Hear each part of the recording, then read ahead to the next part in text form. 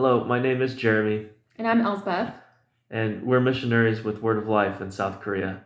and we're really excited to help answer your questions, Joy. Our connection to Korea, the reason why we chose the country, really goes back many years. We dated here in Korea. We met each other here in Korea, both through doing missions in Asia. So once we got married and we were considering where God was going to send us full time, we took a trip back as a married couple and realized that aside from the place that Korea had in our heart from our dating years, we just felt so at home in the culture here and so drawn to the ministry that Word of Life is doing, trying to share the gospel with teenagers, but also train them to share the gospel with their friends. Yeah, so I'll just do the next question then, which is what did we do to prepare for our missionary journey in our service here? And first, we prayed a lot and we consulted a lot of wise counselors in our life, people who knew us really well, to see if they thought it would be a good fit. We went through a lot of training, both for Bible training and counseling and just raising support training. And then we went and did the support raising. We're support-based missionaries, so that means we go around and we ask people to be part of our financial support team. But there's more than financial for that. That's also prayer support, friendship, and counseling. So the people who are part of our team are mostly in America, but we feel like they're family, really, to us. We send them our prayer requests, and we have conversations back and forth with them. We write newsletters. And all of that started years before we even came to Korea. And so that is a continuing process, that communication and that support, and that prepared us to come to Korea. And then we also studied the language before we came, and we continue to study it now. And we just immerse ourselves in all things Korean culture. So food and environment and just studying all about the culture, because we love it and it's exciting to us. It's not like a duty or something that we have to do. It's something we really want to do. We just love Korea. Yeah, and that's also part of the reason, the people that you interact with, both the people that we served with and the people who we're able to minister to, played a huge role in the inspiration to come here, which is the next question.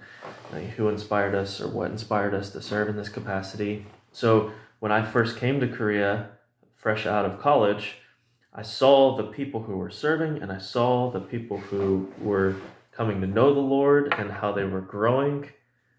And that inspired me so much that I decided to give 2 more years of my life to learning about what was happening here. And actually, it started with 1 year, it came 2 years, and then it turned into 3 years of learning more about the culture and spending time in a Korean church, which is where I met your family, Joy. And that was part of the picture of being with other people who are passionate about God and seeing that we fit well together like a family in serving. And Elsbeth, years later, got to have a similar experience when she came to visit, as she was doing missionary work in Japan, and she met that same team and the same people, went to the same church, connected. And it showed us that this is a place that we can serve together well. So your next question is, what is the most difficult part of serving in this country? There's not very many, because we just love it here and we overcome that through God. But one of the hard things is being really far from family. We really miss our parents, and those are our kids' grandparents, and we only get to see them once every few years and just for a short time. God has given us people to take care of us, but there's nothing quite like family. So that is a sacrifice. Another thing is it's really expensive to live here. It's one of the most expensive places in the world. So even just buying something like a bag of apples costs about 3 times what it would in America. So, and we have 5 kids. So there's a lot of people who are hungry and they want to eat, and we try to eat as healthy as we can, but that is very expensive. So, and also our apartment is pretty expensive. And I mean, is there anything else you can think of that's hard Well, about life here? the language is one of the hardest languages Yeah, the language. for an English speaker. I'm to studying speak. it. He's studying it. Where kids are studying it. Yeah, so if Joy does speak any Korean to the class, then know how special that is, because it's really hard for most people. It's a really challenging language. Yes. So we continue to persevere, but it's going to take us years before we can speak fluently. And when we think about like what the most memorable event or moment as we serve the Lord would be, there's a lot that come to mind, but a story that we share most often was right after I quit my full-time job. Before we transitioned back to the field, we were trying to raise money to come here, and we didn't have a salary. And God provided for us for 9 months, beds to stay in at night and food to eat. And it really gave us a lot of confidence to know that if you're serving God, that He will take care of you. He will provide for you. Mm. And a lot of times people think of missionaries as poor and not having a lot, but we serve the King who created the whole universe, and He can provide for all of our needs over abundantly beyond what we could imagine. And starting out our ministry with that helps remind us when we hit different hurdles and roadblocks along the way, being on the field, that He will continue to care for us and He will continue to help us through those difficult times. So it's been a theme through our ministry, and we've really loved seeing the ways that God takes care of us so that we can serve other people as He's serving us. So you asked, what advice would we give somebody to become a missionary in this country?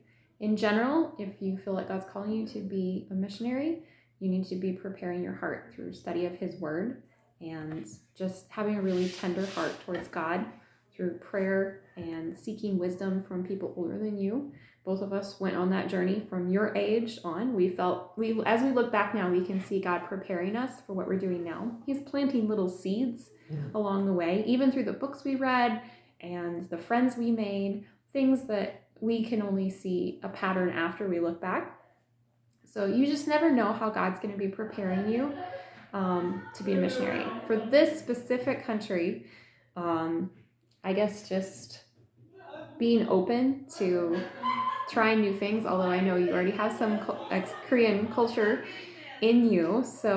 But any country, just be willing to try new food, to talk to people. If you're walking around on the street in America and you see somebody that might be from another country, maybe they're not speaking English, try to talk to them. And actually, we have that experience here all the time where we're the foreigners.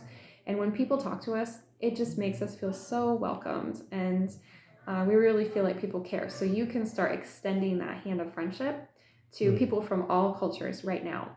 And I know God will bring you those opportunities if you ask Him for them. So just pray and ask God to help you prepare for whatever He has in the future. And I know He will start doing that. Yeah, the last question was, how has serving God changed our life? And what Elsbeth said is partially an answer to that, because the change that happened through serving wasn't something that happened when we got here. In many ways, God had been doing that before we came to the mission field. And I've always said that right now, like where you are now, in your school, in your neighborhood, if you're older, in your job, if you don't have that service mentality now, then moving overseas isn't going to change that. You have to be looking around at the people around you now, and you have to have a heart for seeing them come to know the Lord, for knowing that they're lost without Christ, as we all are. And the only thing that changes our life, the only thing that gives us new life, is trusting in Him. And so when you have a heart for that where you are now, then you start seeing other people as more important than yourself, and you desire for them to know God the way that you do. And missions is all about that. It's about going over and seeing the need and stepping in to serve other people. And as you serve other people, to honor God through the way that you're serving.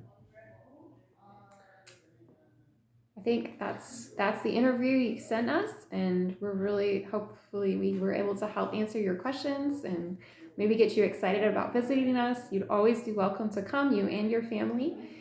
We could introduce you to our ministry here and the people that we love. And so we need some Korean food together. That would be great. Yeah, and who knows? Maybe the next time we're on furlough, we can swing by the area and you can introduce us to your class too. Yeah, So that'd be great. So thank you, Joy. yes. Bye.